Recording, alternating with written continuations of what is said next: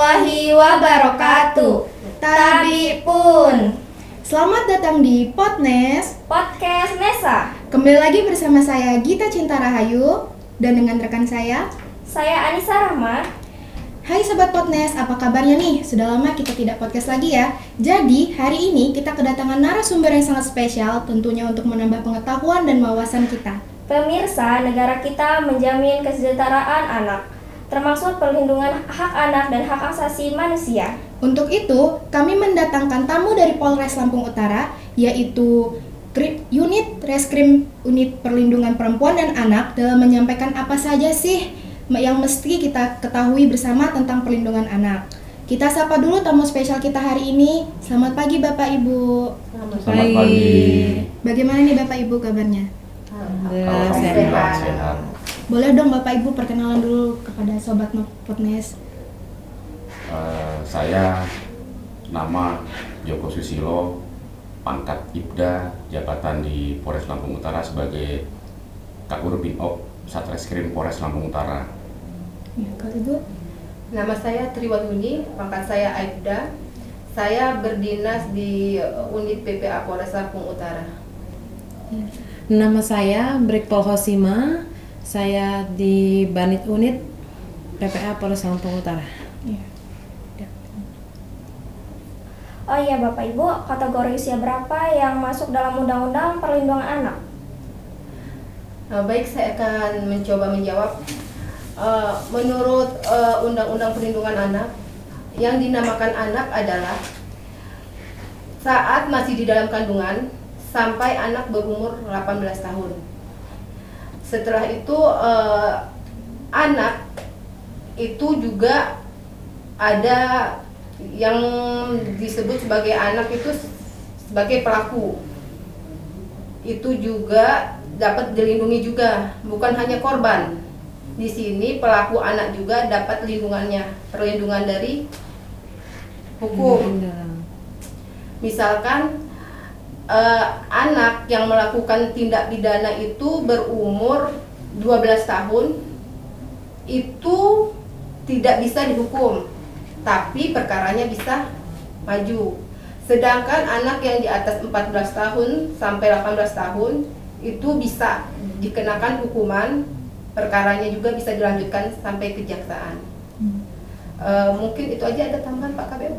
Nah, tadi yang dijelaskan oleh Bu Yuyun tadi, semuanya yang disampaikan oleh adik-adik ya, bahwa yang dimaksud dengan anak sesuai dengan undang-undang itu anak dari kandungan sampai anak 18 tahun, itu yang dimaksud dengan anak.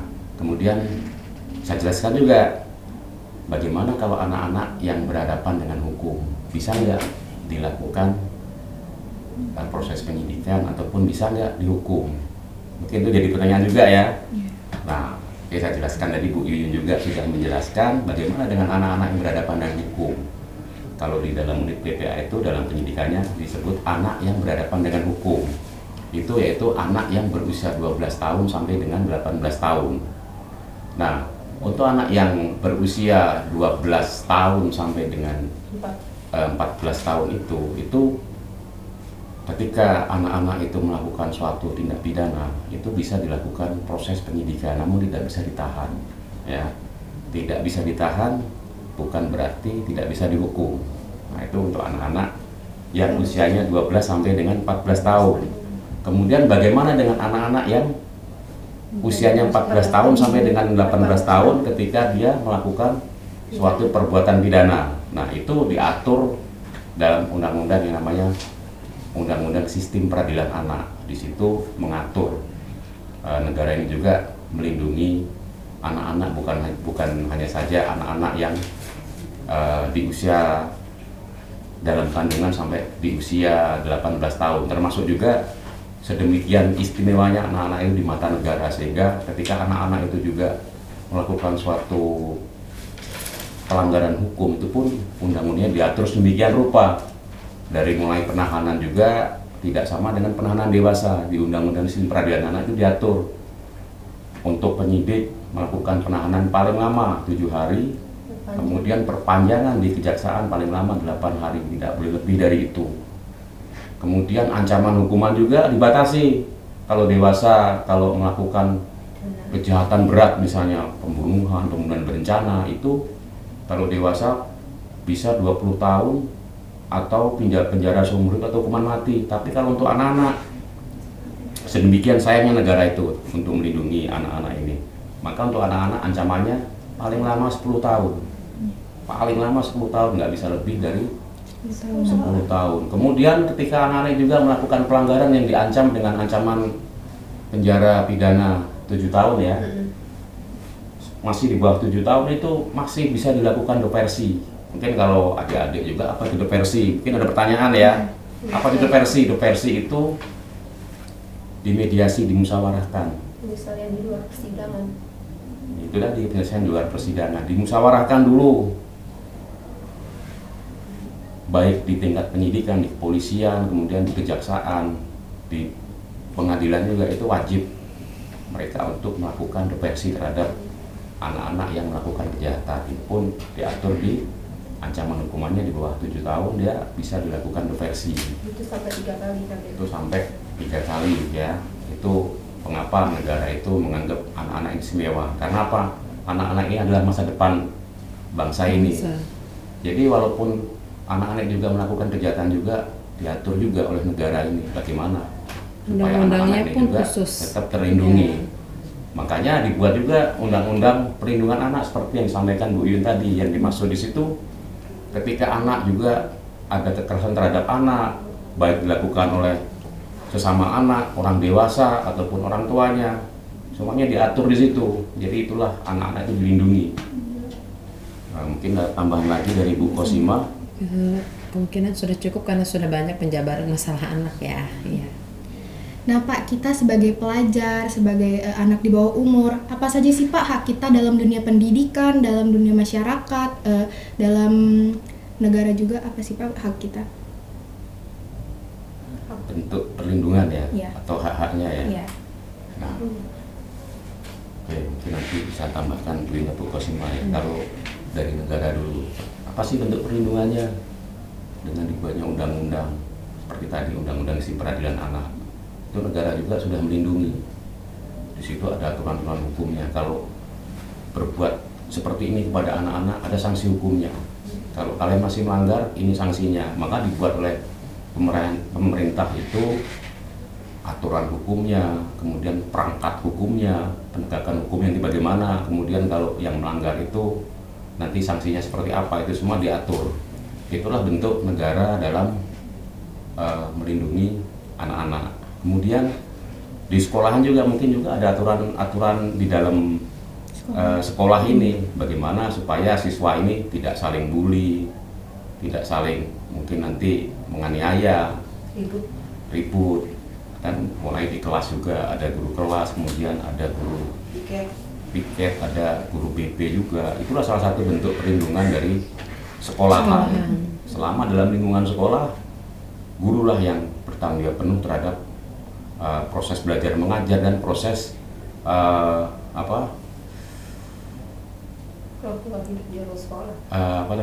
perlindungan juga. Karena samping mereka juga belajar harus dilindungi juga dong. Jangan sampai nanti mereka dibully, ada yang menganiaya, baik dari lingkungan sekolah sendiri, mungkin di depan juga ada satpam juga kan. Satpam juga mungkin menjaga, jangan sampai nanti ada orang luar masuk kemudian berbuat keributan di sekolahan terhadap para pelajar. Nah, itulah makanya bentuk perlindungan dari sekolahan. Ada guru piket, ada diatur sedemikian rupa, ada ketua kelas, ada perangkat siswa juga, OSIS juga ya. Itu kan salah satu bentuk juga supaya jangan sampai terjadi perbuatan yang sama-sama nggak diperkenankan terhadap anak. Melanggar hukum lah gitu. Dan Bu Kosima juga bisa menambahi. Iya, jadi hak perlindungan anak ya seusia kalian itu ya di negara, di sekolah ya, di masyarakat ya. Tadi kan udah negara dan sekolah ya. Nah di masyarakat itu hak kalian juga ada bermain termasuk. Nah itu hak kalian juga harus bermain. Kenapa? Itu kalian melatih mensosialisasikan diri kalian kepada masyarakat. Nah itu hak kalian juga. Nah terus hak kalian bermasyarakat kan banyak ya penjabarannya. Kalian di situ bermasyarakat itu kalian ikut kegiatan-kegiatan yang ada di lingkungan seperti itu kan, itu hak kalian juga. Nah kemungkinan seperti itu. Ada Bu Yuyun? Hak anak itu juga bisa melalui hak kesehatan, kesejahteraan kamu orang. Sehat kamu orang kan perlu juga ya, sejahtera, hak pendidikan, hak perawatan, hak pengasuhan, hak tumbuh kembang. Kalian ada haknya juga. Hak pengasuhan, hak perawatan, hak pendidikan, perlindungan dari kekerasan. Kalau ada masalah, misalkan kan dibully apa kan bisa minta tolong ke guru, orang tua, penyelesaiannya gimana supaya tidak berkelanjutan. Karena di sini ini banyak juga karena hasil kumpul-kumpul gak jelas, misalkan 10 jam 9 malam kumpul-kumpul, tahu-tahu kumpul-kumpul tawuran. Kemarin tuh sempat kan SMA sini ada yang ikut juga nggak ke Polres. Masalah yang tawuran sampai membawa curut yang panjang-panjang. Kayaknya enggak Gitu, deh. nggak ada, nggak ada ya. Sebabnya banyak di situ, dari SMA berapa SMA sampai dipanggil orang tuanya bikin pernyataan, bila mengulangi lagi mereka bersedia dihukum. Jadi saat itu karena baru sekali melakukan, dikumpulkanlah sama Kapolres, Kasat Dimas, bikin surat pernyataan. Di situ mereka bertanda tangan dan tidak akan mengulangi lagi. Ternyata setelah dapat informasi KBO, selain mereka melakukan seperti itu dari Kapolsek, bahwa mereka itu ada yang sudah sodomi, lelaki sama lelaki. Itu hasil tidak berguna loh, kumpul-kumpul tidak berguna. Jadi kalau bisa jauhi. Kalau sudah waktu istirahat, istirahat. Jangan sering keluar keluyuran gak jelas untuk yang laki-laki ya. Itu akhirnya apa? Tawuran, narkoba, asusila kan akhirnya. Itu KBO. Ada mau tambahkan lagi? Untuk mendapatkan hak kita, bagaimana sih sikap kita untuk mendapatkan haknya itu? Mendapatkan hak ya tentunya kalau hak itu melekat ya, misalnya seperti diterangkan oleh Bu Yun tadi, hak untuk belajar Memilih kan sudah agama. diterapkan itu adik-adik bisa belajar. Hak apa lagi? Agama. Ya, agama itu Hak kan. kebebasan, tapi kebebasan juga tidak boleh sebebas-bebasnya ya. Ya, kebebasan Harus nanti kayak ada kasus batasannya. tadi gitu. Kita boleh bebas, artinya begini, kita boleh bebas tapi tidak boleh telanjang ya. Dalam arti bahasanya kita boleh bebas tapi ya tentunya ada batas-batasan, aturannya. Misalnya di sekolahan ini kami dari pihak kepolisian juga, sementara kami masuk sini ya ikuti aturan pihak sekolahan. Kan nggak boleh serta-merta kami langsung ujuk-ujuk mana ininya, kan tentunya kan ada etika-etika juga, di mana sih ketemu siapa dulu sih. Nggak mungkin kami kucuk-kucuk Kami datang kucuk-kucuk datang ke mau sini. periksa handphone, mau kami razia. Nggak mungkin kalau kami nggak minta izin dulu, nunjukin surat tugas dulu. Karena Ya. hak-hak adik-adik juga Ada. masing-masing punya hak nih, asasi manusia terutama, kan nggak boleh serta-merta sini HP kamu nggak periksa.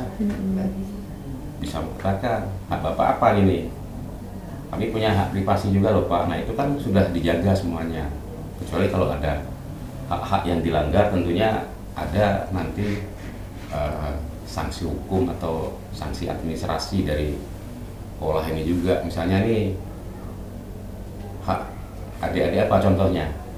Sekolah yang layak. Yang menurut adik-adik ini hak saya loh, harusnya dibiayai tapi kok saya nggak diberikan. Apa contohnya misalnya?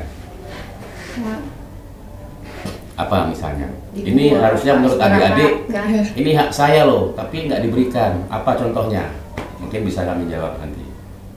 Mungkin hak istirahat gitu, hak libur sekolah. Hak istirahat pernah nggak dilanggar oleh pihak sekolah ketika jam istirahat kemudian nggak dikasih oleh pihak sekolah? Kerjain tugas misalkan, nggak boleh keluar. Iya.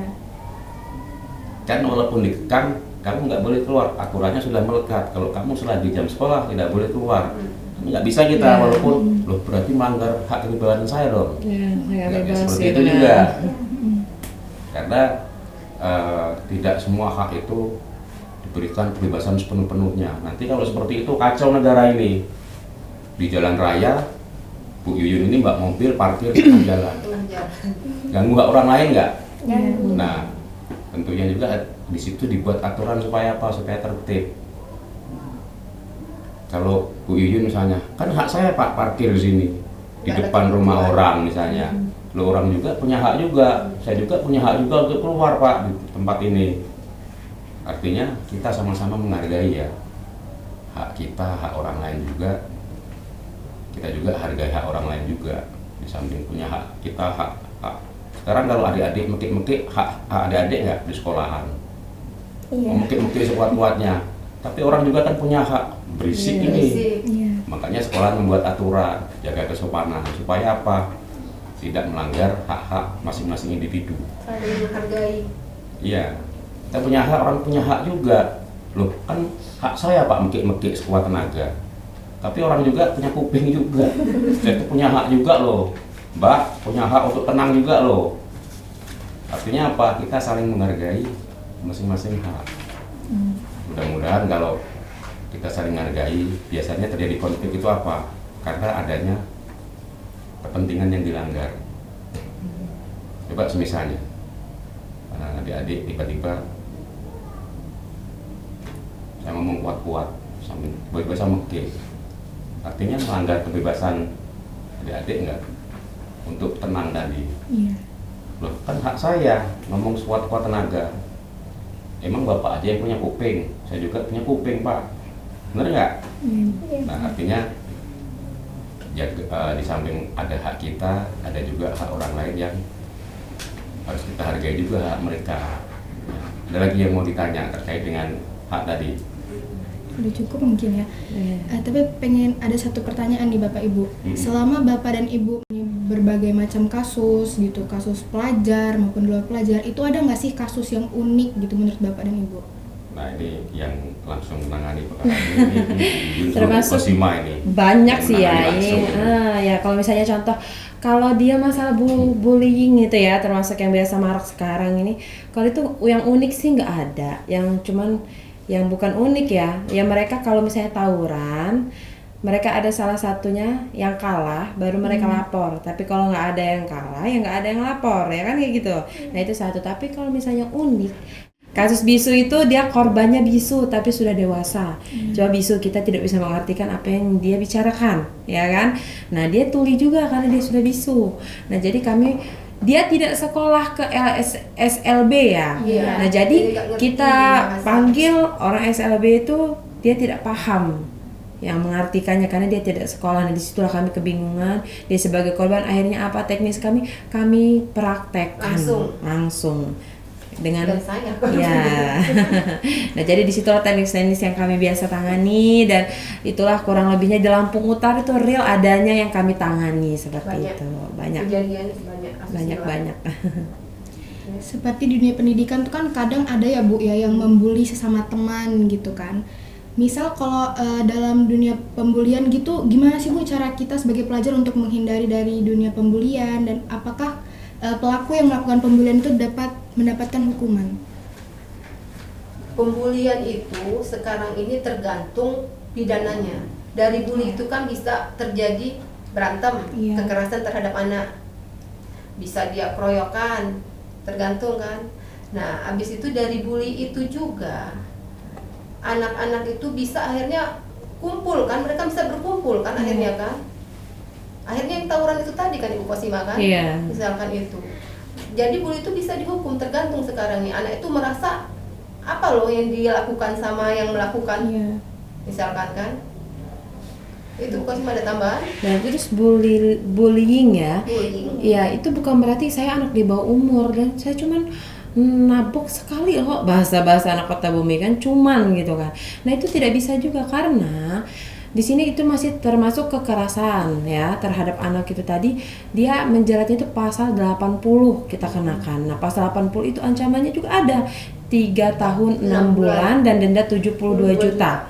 Kalau dia tidak bisa membayarkan denda juga 72 juta, dia bisa ditambahin lagi hukumannya kan gitu. Tapi anak-anak ini ada tapinya, ancaman hukumannya misal sesuai dengan lukanya kata Bu Yun tadi. Apabila dia masih luka-luka dan masih luka ringan lah, dapat melaksanakan aktivitas seperti biasanya, kita karena ancaman hukumannya di bawah 7 tahun tadi kan, jadi kita masih upayakan diversi. Diversi itu apa? Upaya kita sebelum pengadilan. Jadi penyelesaian kita di luar pengadilan. Itu contohnya banyak yang terkait. Ada dari lapas, dari peksos, dari orang tua gitu, dari aparat desa ataupun sekolah. Nah seperti itu. Karena Bu Iling ini juga nggak bisa, saya anak-anak saya nggak mungkin pasti di penjara. Di penjara enggak, tapi pada saat nanti putusan diversi itu gagal selama 3 tahapan itu, dia ketok palu, dia kena 2 tahun atau kena setahun, dia tetap masuk ke dalam lapas, itu lapas anak namanya gitu, seperti itu. Nah, masih di dunia pendidikan nih, Bu, di lingkungan sekolah gitu. Pasti ada kan kayak temen yang merekam suara temennya tanpa izin terlebih dahulu, atau mengambil foto temennya tanpa izin terlebih dahulu. Nah, apa sih Bu kira-kira, apakah pelaku itu dapat dihukum? Nah, KBO? Ini mungkin terkait dengan kenakalan remaja ya. Iya. Kenakalan remaja itu kenakalan yang dilakukan oleh remaja. Kenakalan ini juga kalau dia menjurus kepada perbuatan melawan hukum, maka dia juga bisa dihukum. Seperti yang ada ceritakan tadi, mungkin merekam atau apa. Itu terkait dengan etika. Iya. Terkait dengan etika. Makanya kita juga perlu banyak belajar etika. Seperti apa sih etika yang bagus? Misalnya nih, adik-adik ketemu bapak di jalan, tiba-tiba di depan bapak sumutu. Secara etika bagus nggak? Nggak bagus kan, tapi kan, bapak yang kemarin kita coaching di sekolah itu Pak ya, Pak minta foto sih Pak. Mungkin bapak kan, dengan bangganya foto. Nah itu tersangkut dengan etika, terkait dengan etika ya, makanya adik-adik juga selalu jaga etika. Seperti merekam itu mungkin bagi yang merekam biasa aja, tapi bagi yang direkam kan suatu masalah kan. Kalau dia nggak terima, bisa dia kalau disebarkan di misalkan di media sosial, bisa dia kena undang-undang ITE karena korbannya tidak senang. Contoh lagi nih, adik-adik lagi tidur dengan posisi yang nggak bagus lah, mukanya nggak bagus lah, difoto, kemudian disebarkan. Padahal itu main-main kan maksudnya kan, masuk kenakalan remaja, tapi kemudian disebarkan. Ketika itu disebarkan, kemudian adik-adik nggak senang, disebarkan di media sosial yang bisa dilihat oleh umum, itu masuk dalam pelanggaran undang-undang ITE. Kan udah kayak gitu kan susah juga. Yang difoto juga merasa terhina, merasa foto jeleknya sudah disebarkan di media, orang sudah melihat, kemudian ketika yang menyebarkan juga dilaporkan juga kan jadi masalah lagi. Dia berhadapan dengan hukum nantinya, kan sama-sama rugi. Makanya kedepankan etika dan adab dalam kita bergaul. Di sekolahan juga kan, misalkan nih mau ngambil foto yuk Mbak, tak foto ya, atau ini ya, kan enak juga. Enak juga, yang difoto juga seneng, yang foto juga ada gunanya juga. Tapi ketika kita ya iseng-iseng tadi, foto orang lagi posisinya nggak bagus difoto, apalagi sekarang misalnya nih adik-adik curhat, kemudian ada kawannya deket langsung pasang HP ngerekam, secara etika bagus nggak itu? Padahal kita berbicara berdua itu kan bahasanya privasi, kita bertiga atau berempat, kemudian ada yang rekam. Walaupun pembicaraan kita itu tidak menjelekkan orang per orang, tidak menjelekkan siapapun, ketika kok omongan saya direkam, enak nggak rasanya? Enggak kan? Makanya itulah tadi, adab dan etika tadi kedepankan dalam pergaulan, sehingga tidak ada juga orang yang merasa dibully kemudian dipermalukan. Misalnya nih lagi ada kawan-kawan ini lagi dalam toilet, dia seng-seng di videoin. Apa sih gunanya untuk kita? Nggak ada kan? Tapi orang yang di videoin pada saat di toilet mungkin dia akan merasa terhina. Nah itulah makanya kedepankan ada etika dalam bergaul, sehingga kita juga tidak menyakiti siapapun, dan nantinya juga tidak disakiti oleh siapapun kalau kawan-kawan juga paham dengan etika pergaulan, paham dengan adab pergaulan. Itu aja sih kuncinya di adab atau etika itulah, sehingga tidak terjadi pembulian, kemudian kayak tadi penghinaan di dalam sosial media, mungkin seperti itu. Tambahan sedikit aja ini, masalah IT tadi kita biasa nanganin sekarang ini yang lagi marak-marak awal 2025 ini. Jadi anak-anak itu korban kekerasan, korban persetubuhan atau pencabulan, kebanyakan juga diancam melalui handphone. Contohnya seperti ini. Dia pacaran, gitu kan, pacaran, terus dia melakukan hubungan suami istri ya dengan pasangannya, itu divideokan atau ya direkam ya, atau dia misalnya lagi di rumah, ada bahasanya ngepap ya sekarang ini. Nah, jadi dia pada saat dia lagi mandi, dia videokan, dikirim ke pacarnya.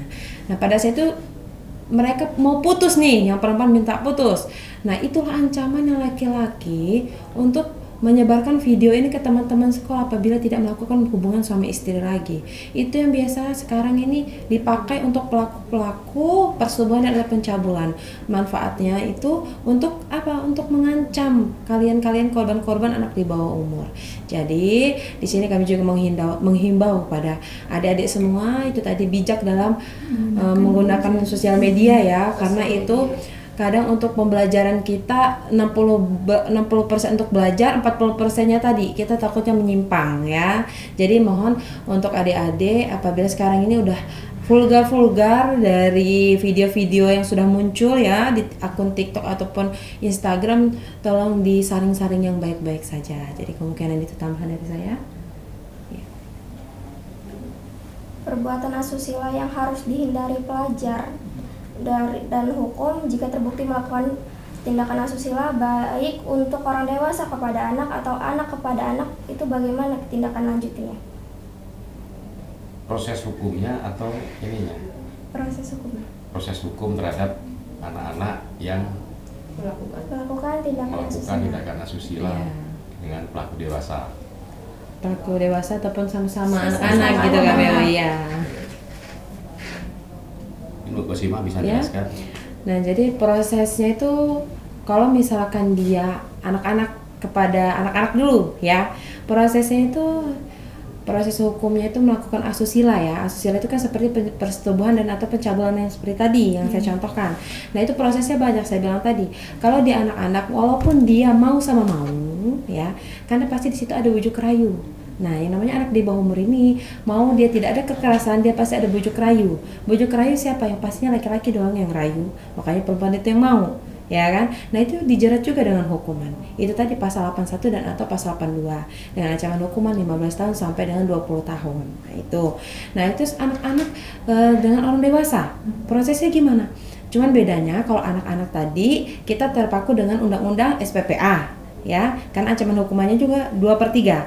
Tapi kalau misalnya orang dewasa dengan anak-anak itu lebih lagi, nggak bisa 2/3 tadi.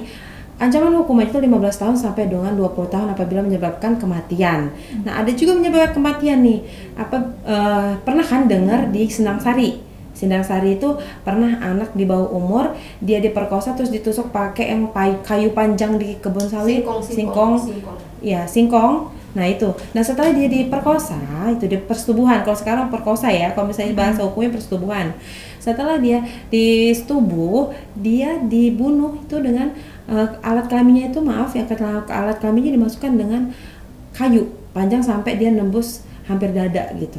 Nah, jadi itu menyebabkan kematian. Nah, itu yang dilakukan dengan orang banyak. Nah, itu dijerat hukumannya berapa? 15 tahun sampai dengan 20 tahun. Nah, jadi prosesnya itu cuman hanya beda di hukumannya aja. Kalau misalnya masalah prosesnya dan penanganannya sesuai dengan perundang-undangan, yang anak pada anak, yang dewasa dengan dewasa, seperti itu. Untuk penahanannya misalkan kalau untuk pelaku anak dia itu hanya 15 hari. Sedangkan untuk pelaku dewasa dia bisa 90 sampai 220 hari. 4 bulan. Iya, 4 bulan. Itu penahanannya. Jadi sangat cepat. Kalau dia untuk pelaku anak hanya 15 hari harus sudah selesai. Lalu apa sih Bapak Ibu himbauan untuk para pelajar gitu agar tidak terjerat dengan pergaulan bebas? Gitu. Ya mungkin bisa lebih luas lagi ya, gimana sih supaya anak pelajar itu tidak terjerat dengan baik sebagai pelaku kejahatan maupun korban kejahatan, mungkin seperti itu ya. Ini yang penting ini supaya nanti adik-adik juga tidak menjadi korban kejahatan maupun pelaku kejahatan itu sendiri. Mungkin dari Bu Kosima dulu. Ya. Apa Ya, kiat-kiatnya? biasanya Apa ini? himbauannya itu jauhilah, ya kita tidak bahas narkoba ya, kita simpel karena anak-anak juga banyak yang menyalahgunakan narkoba. Jadi jauhilah kenakalan remaja, jauhilah narkoba, jauhilah seks bebas atau pergaulan bebas gitu kan. Terus ada tambahan lagi? Perbanyak ibadah, yang pasti itu. Kalau kita sudah yakin ada Tuhan, kemungkinan kita mau melakukan suatu perbuatan yang menyimpang pasti kita takut, kan? Ya. Habis itu jauhi pergaulan bebas itu tadi ya, kenakalan remaja gitu. Yang pasti kita harus lebih ke agama kita, ya. Karena kalau kita sudah merasa Tuhan itu ada sama kita takut akan melakukan suatu apapun yang agak menyimpang. Ya, mungkin tambahan juga adik-adik ini kan mungkin di rumah atau di sekolahan juga banyak waktu luang mungkin ya. Nah, kalau dari orang tua sendiri atau dari guru sendiri, bagaimana sih bisa ngawasi, apalagi kalau sudah SMA? Udah kan nggak mungkin diawasi terus ini. Makanya yang paling bagus bangun dari dalam diri sendiri, adik-adik itu, bahwa saya ini akan menjadi kebanggaan orang tua saya, akan menjadi orang yang berguna. Makanya ketika ada waktu senggang, gunakanlah waktu itu untuk hal-hal positif seperti olahraga atau kegiatan-kegiatan di sekolah, seperti adanya mungkin ada kegiatan OSIS.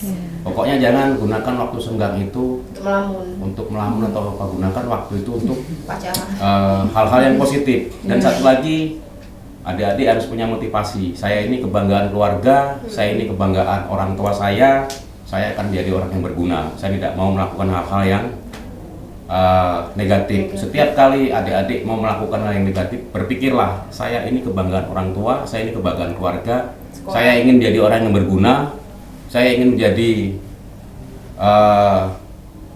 manfaat untuk diri saya sendiri maupun nanti untuk keluarga saya sendiri. Mudah-mudahan kalau kita berpikiran seperti itu, ketika kita akan berbuat yang negatif, berpikirlah 2 kali dulu, bahwa saya kebanggaan keluarga, saya kebanggaan orang tua. Mungkin kalau lihat dari saya atau dari saya, hindari perbuatan yang negatif seperti itulah. Mudah-mudahan ketika kita akan berbuat yang negatif, selalu terpikiran, orang tua saya ini mengharapkan saya jadi kebanggaannya, keluarga saya mengharapkan saya jadi kebanggaannya. Mudah-mudahan kita terhindar dari perbuatan-perbuatan yang negatif. Mungkin sudah cukup ya Bapak Ibu untuk podcast kita pada hari ini. Terima kasih Bapak Ibu sudah menyempatkan waktunya untuk hadir di podcast Nesa kita pada hari ini. Nah Sobat Podnes, baru saja kita mendengarkan pemaparan ini, semoga menjadi ingatan dan ilmu kita yang berguna menangkal kejahatan, khususnya untuk anak-anak dan pelajar. Kami akhiri podcast kita hari ini. Saya selaku host podcast hari ini, mohon maaf bila ada salah kata. Dan kami akhiri. Wassalamualaikum warahmatullahi wabarakatuh. Waalaikumsalam warahmatullahi wabarakatuh.